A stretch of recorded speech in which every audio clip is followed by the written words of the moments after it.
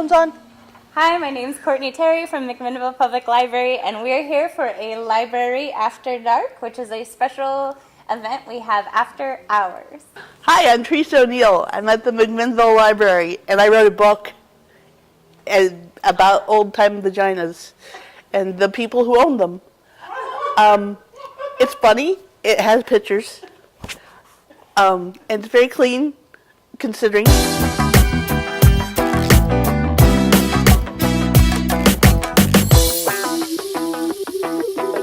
Thank you all for coming this evening. Please help yourself to our hors d'oeuvres and libations, aka fruit punch and delicious pastries. Besides this program that we're having at the library tonight, we also have a few other programs that are happening in the near future. Starting today, actually, we are hosting a banned book scavenger hunt throughout downtown McMinnville. You can pick up a postcard for the scavenger hunt either here or at 3rd Street Books, and the idea is that we have hidden pictures and titles of certain banned books throughout the downtown area, and it is your job to go and find them, find out what books they were, why they were banned, and you could win a raffle prize if you do complete the scavenger hunt. That starts tonight and then runs through September 29th, which is just in time for Banned Book Week. And then just our next Library After Dark program will be about a month from now on Friday the 13th. We have Christopher Liebrecht. He's a master storyteller, and he will be here doing a special Friday the 13th dramatic telling of some Edgar Allan Poe, A Telltale Heart, and then other scary stories from around the world. So that'll be our next Library After Dark program that's happening here Friday the 13th, I believe at 6 o'clock, which is, it'll get dark soon then. Without further ado, I will turn it over. Please, we do have books for sale, courtesy of 3rd Street Books, so if you would like to purchase one, just come and see me after the presentation. Thank you. You're welcome. Okay, now, hi, my name is Therese. I wrote this book, Unmentionable, The Victorian Lady's Guide to Sex, Marriage, and Manners. My book takes the conceit that we are time traveling. My narrator, who is way cooler than me, is taking you back in time and walking you through the ins and outs of actual life for women in this century. So now you're married, your wedding night is before you, and this is you. An 83-year-old cloistered nun still knows more than you're supposed to know about a woman's sexuality. So, for instance, take the riddle of the vagina. I love this picture. They set up the female reproductive system as if it were the male reproductive system. And actually, you can see there's a tiny little embarrassed homunculi baby in there, in the womb on the right. Unfortunately, the science of 1841 has no idea how the miracle of life is going on. See, in layman's terms, a lady takes the fecundating secretions that is conveyed out of a man into her tube with peculiar powers. And then, let's see, the fearsome excretion, then, we're not quite sure. There's some theories. The man's secretion turns into a baby, and I imagine if God wanted us to know the particulars, he wouldn't have buried the whole nasty business so deep in her belly, would he? So, that is why this was a theory they had, another theory. There's the tiny human all bunched up, and he lives inside the head of the sperm, and he just needs a warm place to grow. So, science, hey? So that's why 19th century parents tell their children that babies happen when an angel's laughter falls into a cabbage patch, and Papa buys it from the grocer. It really looks like she went there with her dad, though, so that's just threw me for a loop. And the babies in the cabbage patch were already pretty loopy. So awesome. They tell them that because the truth as they understand it isn't much clearer, except that it has penises in it, and nobody wants to hear about that. So. Biology doesn't matter. Forget it.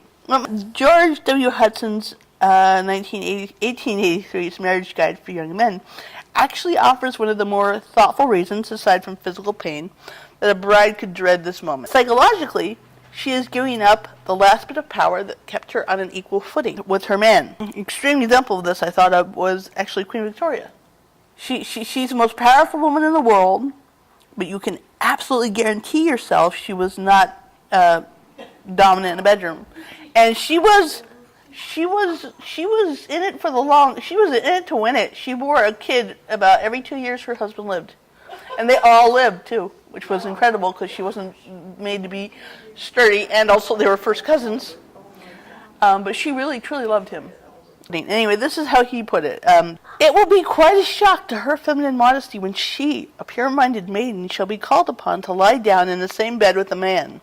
It will seem repulsive at first, because she will feel that lying down robs her of her feminine prerogative and puts her person in the power of another. But as Mr. James, who is not a man to mince words, eloquently puts it, so basically he mostly just wants sex, dear. Buzzkill. So, laying the groundwork for a lifetime of suffering. This, if you can read the small print, I found this. It's from The Taming of the Shrew. I don't know if you know that play by Shakespeare. Some humor does not age as well as other humor. And that's called, I think, The Family Bedstead. And it says what? Love, honor, and obey. Actually, the counseling of the time was, don't do it this way, because women hold grudges. No, we're good. She talked it over with her mother, and we both agreed chloroform was the best way to tackle the problem. I'm sorry, I'm horrible. But that was the impression they were giving that really would be the best way to go, and I saw that picture, and, I'm horrible. So, most experts were in agreement. Don't rape your wife. Timely and prudent advice will maintain the purity of your bride's mind. No naughty pictures, no lascivious stories that will engorge her delicacy before you get a chance to, while making sure she doesn't enter the marital chamber with the mentality of a frightened child. And to many experts of the time, which was any man who owned a printing press, or had access to one, a mother's common refusal to do this was a near criminal act.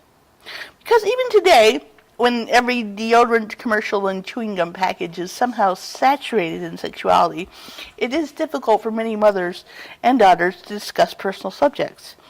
But asking a Victorian woman to violate a lifetime of shushed modesty and pollute her most innocent creation with the news that things are about to get real, well, it must have been excruciating. Who among us wants to be part of a conversation that starts, "Remember, sweetheart, when we took Flossie to mate with the Gunderson's bull? And you thought he was killing her? Well, aren't you in for a surprise?" Yeah. So aside from foreknowledge, foreplay, and what other measures can be taken to ensure a pleasant wedding night experience? Now, this is important. Don't let him try to crunch you up into any weird, unnatural positions. James Ashton doesn't want to see that peculiar tube of yours curving in the wrong directions. And then I got real helpful, and I got the Kama Sutra. And I no.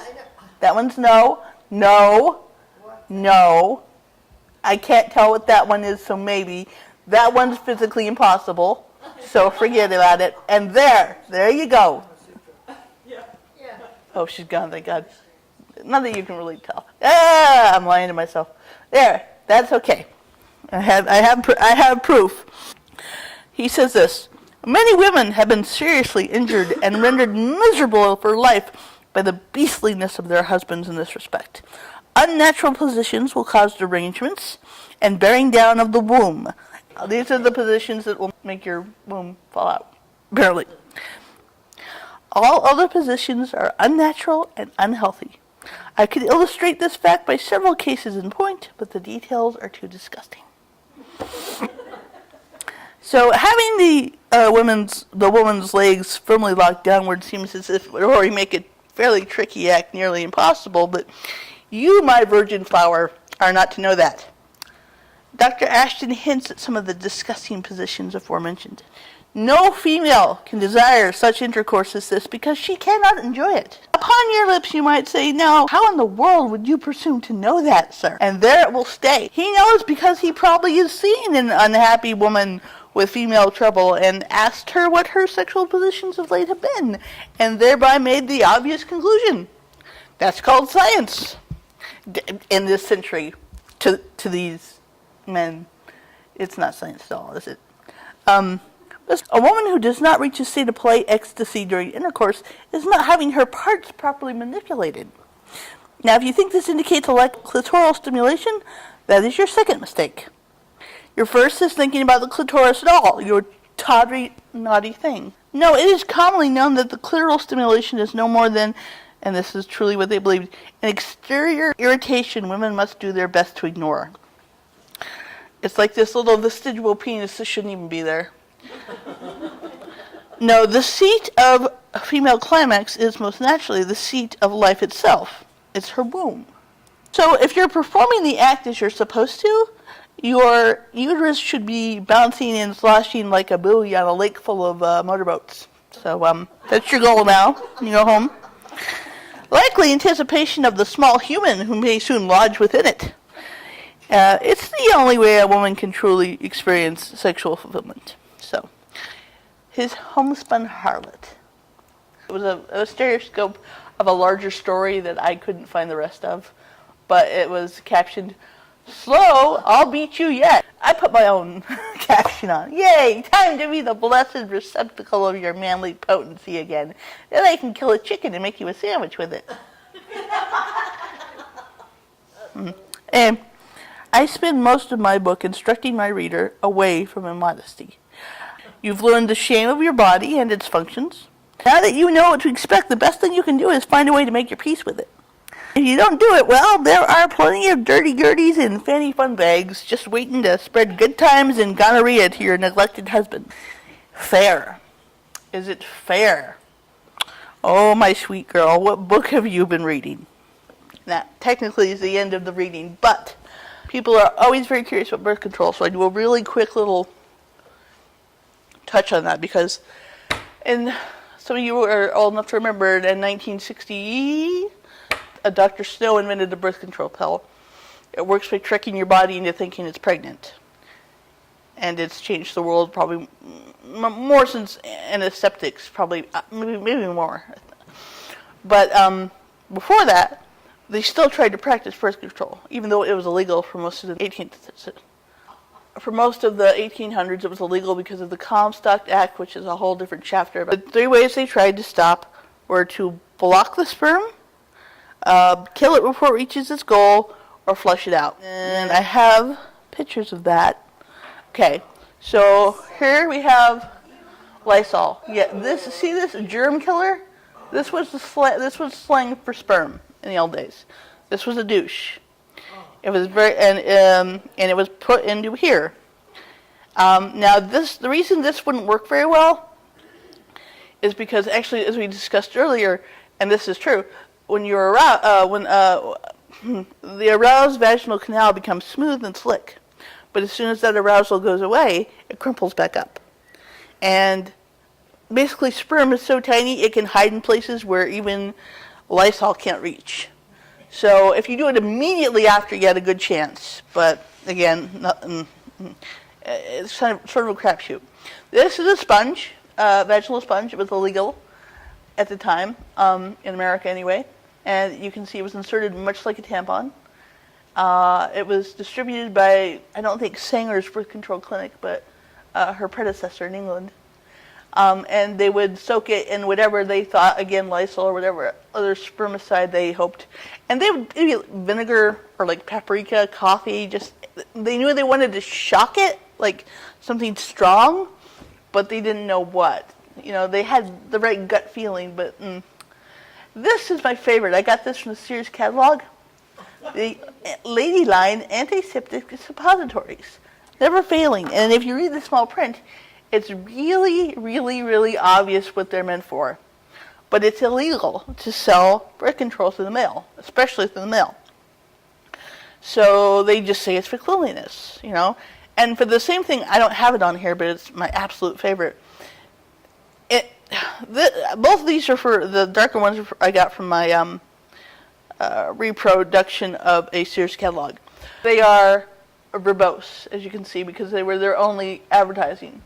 So everything is described the best quality rubber from India, and all the beautiful language and art comes from Rome, and in the middle of all this stuff, there's lady sponges for their faces, and there's like 6 different types of sea sponge, and they're just hidden right in the middle, and it's one single line. It says, "Fine grain ladies cup-shaped sponge," and that's all they say, and they move on.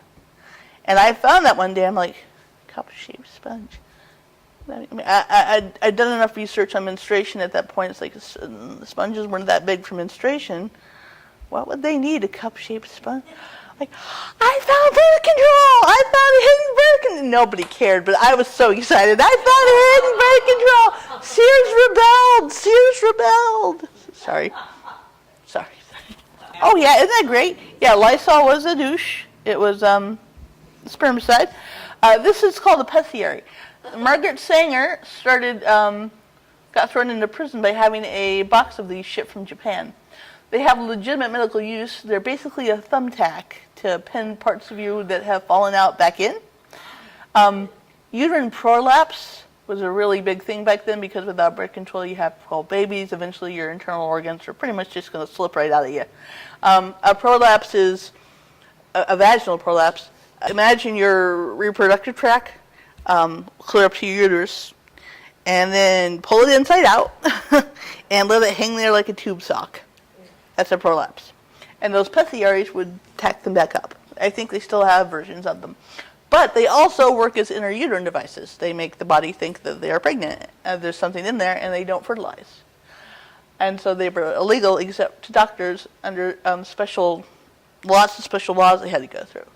And that's one of the things Margaret Sanger did to kick off the revolution. That family limitation is what they called it back then, with the intention of avoiding number 3. Number 3 is from England, and it's very carefully worded and obvious. If you're having trouble with your monthlies and you want to restore them, take this pill. Take this horrible pill we're going to send you, and you're going to have a regular period again, no matter what's stopping it. So, and some of them, I've read ones, they say, whatever you do, if you're pregnant, don't take this, because it will end the pregnancy. So make sure you don't take it if you are pregnant, which is just... And, if they worked, they were poison. And that's how they got their job done. And they didn't scientifically go in and terminate a pregnancy. They made you so violently ill that you lost your baby. Or pregnancy, however you look at it. And that was bad. And pessiaries and birth control was a lot better. And that is usually what people ask about birth control, and there's my answers. Now, I know more about old-fashioned vaginas than any one person should. So if you have any questions, I would be happy to answer them. Anything about menstruation, crotchless underwear for most of the century, how scarlet hair went to the bathroom, whatever. I'm a girl. Anyone? You must be slightly curious as something. Crotchless panties in menstruation. They're called drawers because you draw them up and down. That's one of the things that blew my mind. Last summer, I realized they called it a cartwheel because you spun like a cartwheel. And revelation for like 5 minutes just sitting. I love it when that happens. Cartwheel, of course. Well, that's why they're called drawers. Is there another reason why they're called panties? Yes. It's such an odd thing to be an expert on. Because they are miniature, it's a diminutive of pants. Briefs, as we know them, our grandmothers wore drawers. My grandmother was born in 1900, so they wore drawers. That's what I have her pair. I have quite a few actually, more collection than I should of dead women's underpants, but I have quite a few. They did not have what we call briefs. Briefs started as specific underwear for the period underwear, and they were based on diapers. They were your monthly underwear. They fit tight like diapers, and they would absorb blood. And they were very comfortable, and they came in the teens, right before the 20s, when all the fashions changed. So the lack of bulkiness and the lack of going down to your calf, like your drawers did, suited the new fashions. So they became very popular, and pretty soon it was briefs all the way instead of drawers. Unless you were a real lady like my grandma, who was a German farmer, she kept wearing her drawers for many years. So, shouldn't know that. Yeah, isn't that cool? Everything's connected. It's so great. Hi, cousin. Yes. My mother talked about. Wait, let me stop you. This is how I find out so much. Nobody wrote this down. This is why this book did so well. This stuff didn't get written down. So much of our information is based on my mom said, and it counts. It really does. What We get to use tampons because even for her, she felt a little uncomfortable. She was Tampons were around the 1930s, and they were invented by men, and they were baffling to people. And clear into the 60s, unmarried girls didn't think they could wear them.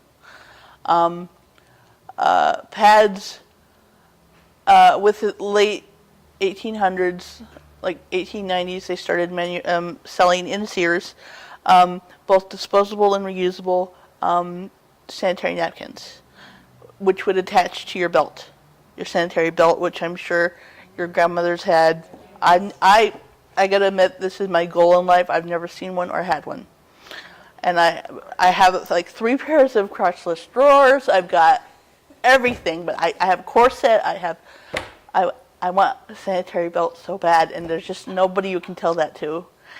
And oh my gosh, I was up in Aurora. There's Oregon City, because they have a good antique store. And she takes me in the back when I tell her what I'm interested in, and she shows me these drawers, crotchless drawers, so you know they're old. And they're beautiful linen, and there's blood stains on them. And in my line of work, that's like the gold strike, because that means they were real, they were used, they were human, and at the she says, now these are special. I said, they are. And she says, at the same time, she says, I know, look at the embroidery. I say, blood stains. She's like, yes, somebody just came in the door, I'll be in the other room. I bought them along with a bidet, a French bidet, 1875, that they thought was a flower pot. They said, wouldn't it be cute in like your guest bathroom with towels in it? And I'm just like biting my nails because this thing came from France and then to Oregon, and it's in perfect condition, and it's beautiful, and it answers so many questions about feminine hygiene that we have. And they want to put succulents in it. And you can get it audio, but the photos don't translate as well. And again, they put a lot of money into those edge papers. I didn't know. I learned so much. This is my first book ever. It came out not even a year ago. And they used 2 tones for the black and white, so it's kind of sepia. That cost them hundreds of thousands of dollars.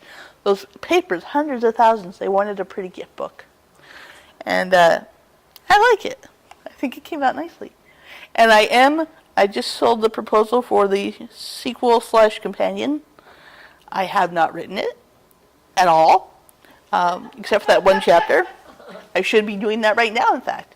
But it's due March 1st, which means it'll be out again next October. And it is called Ungovernable. And we apply the same sort of strange rules to child rearing. How to select the best peasant teat for your newborn to suckle. How to, very thin skin, white breast, milky white, with blue lines visible. If you were curious and looking for a peasant teat. How to prevent your son's, what looks like he's going to be homosexual, how to nip that in the bud as soon as you can. How to deal with the disappointment of having girls, period. Just having girls instead of sons, having daughters. I'm looking forward to it. So I should probably write it. But yeah, apparently it's a brand, so they're going to get that one out of me, maybe one more, but eventually, yeah, I got to write about the Oregon Trail or something else, but I'm enjoying this. And I am so grateful you all came. Is there anything else I can help you with? I have a question concerning the pessary. How do you pronounce that, number 4? Pessiary? I say pessiary. So if that was so common, the prolapsed uterus was so common back then, at what point did the hysterectomy become a more common surgery then? And it's major surgery, but how often would they have said, okay, you know, at this point, you're done, or do they say, nope, you got to keep that thing no matter what, you got to have no baby? Exactly. You see, the hysterectomy was to help prevent hysteria. Another one of Dr. Kellogg's brilliant. If you've read my book, you know I really hate Dr. Kellogg. He was the Seventh-day Adventist too. Dr. Kellogg his brother did the cereals, and he was starkers. They removed that. The best way to cure a woman who was, and again, hysteria was a woman who was having a bad week with cramps, or a woman who had 4 husbands buried comfortably in the sod beneath her cellar. It was all hysteria. And so the best way to take care of it was just to remove the whole mess. Just snip it right out. So they did that instead of putting it back in. Although I know they still do use pessary, so sometimes I know, it seems like it's already coming out, you shouldn't have any more babies. It's sort of like nature's trying to tell you something. I'm proud of my knowledge on this. I spent way too much time reading this stuff. Because it's so cool, I'm sorry. Isn't it a little bit cool? I mean, Lysol is a spermicide. If they had to use code words because they can't just say it's a spermicide because it was illegal because of the Comstock Act. And the guy Comstock, he wasn't even a preacher or a cop or nothing. He was just a guy who didn't like sex. So he got it practically outlawed. God bless America. Until Singer came. He died in 1915 with his laws still in the book. And she started a small organization in 1916 called Planned Parenthood. So he won the battle, she won the war. Or actually we won the war because we still all have our uteruses inside us. Or if we had them out, it was voluntary. I should stop talking. Can you edit this down so I look really smart? Yep. Yeah, I appreciate it. Thank you. I will sign books if you want. They are not cheap, but they're gorgeous and make great gifts. And you can also look at Courtney's tattoos as you come. Oh, I have, and this is free. I try to be romantic. I have chocolate Rose City tea, hand tossed and loose, and vanilla scented candles. Your assistant has her time to shine. Yes, everyone. This is my daughter Ellie. Any other kid it would be inappropriate to always bring, but this one's like I said. You should see my shed. I got like 4 antique vibrators and bras just hanging from. And she knows it's not dirty, it's just part of history and life. So she is your swag dispenser, and she will monitor that you only take 2 pieces of whatever you want. I think we've got lollipops back there, don't we? What do we have back there today? We have scented candles, we have tea, we have freedom kind of postcards, and we have lollipops behind the postcards. There we go. And I made the postcards, and I'm rather proud of them. The jokes are on the back. And you're not forced to buy any books. Although it'd be super, super sporting of you too, if I may say so. I'm done. Great. Come talk to me if you want to.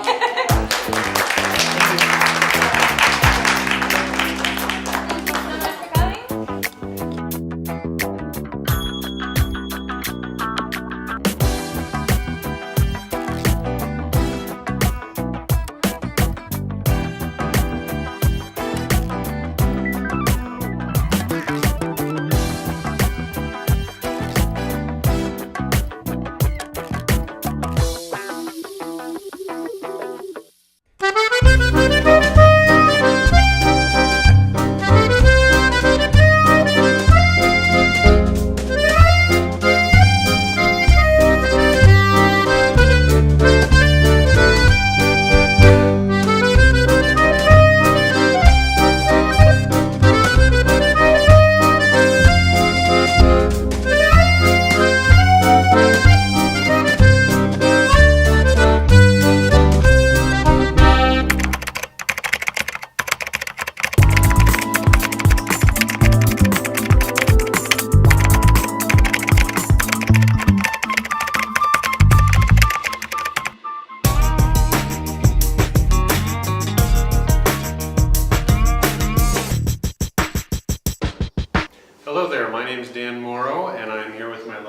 wife Nancy. We are the owners of the gallery at 10 Oaks and partners in the Coleman Wine Bar and Tasting Room at 10 Oaks.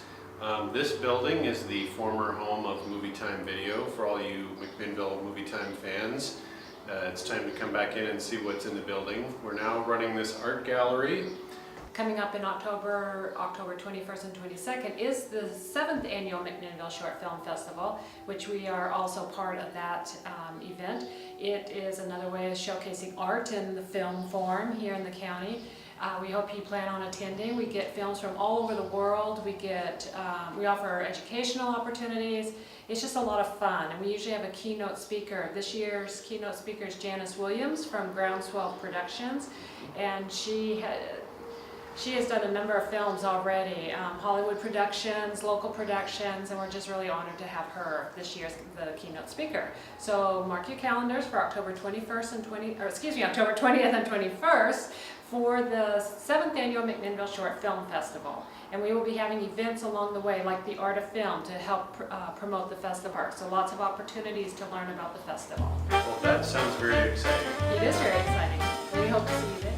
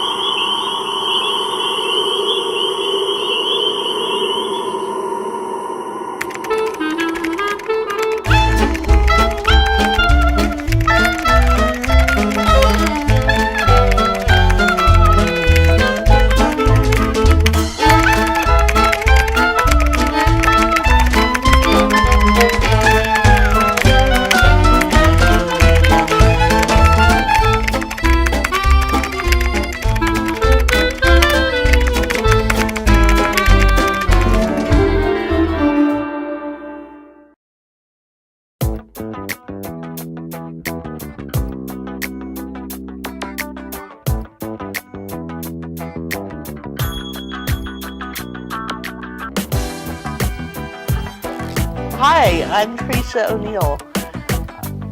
I wrote a book. College for a special. It's not poetry night because they're reading novels. Are you okay? It's based on Very literally. A special. What do you want from me? It's not poetry night because they're reading novels. Some papers? They cost extra hundreds of thousands of dollars, so you'd buy it. Beautiful. But you know, libraries are good too. I got it.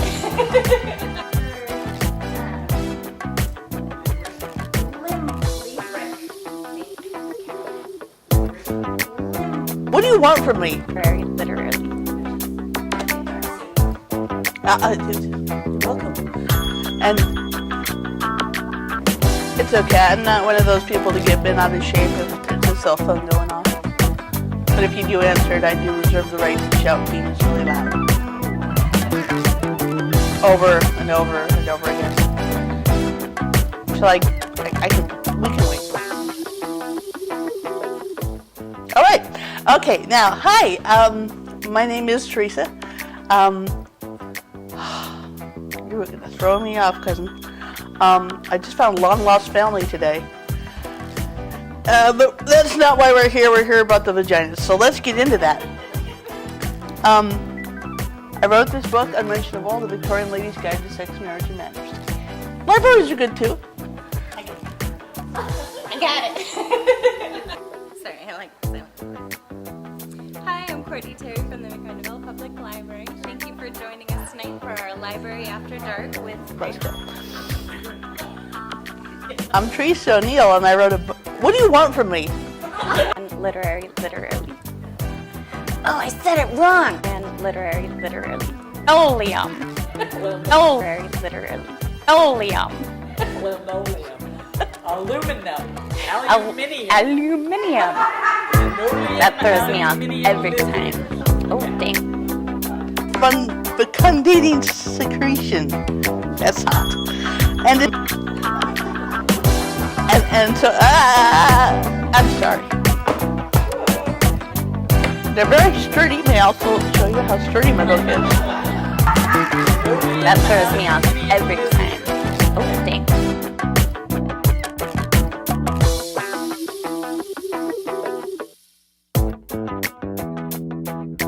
I am a writer. I make a living with words.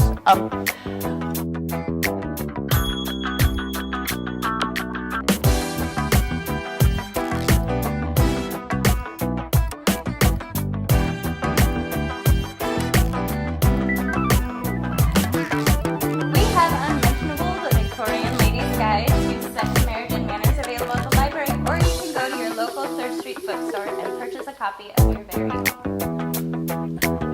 For a few of those. And again, these are the positions that will make Jesus cry and make your womb fall out. The details are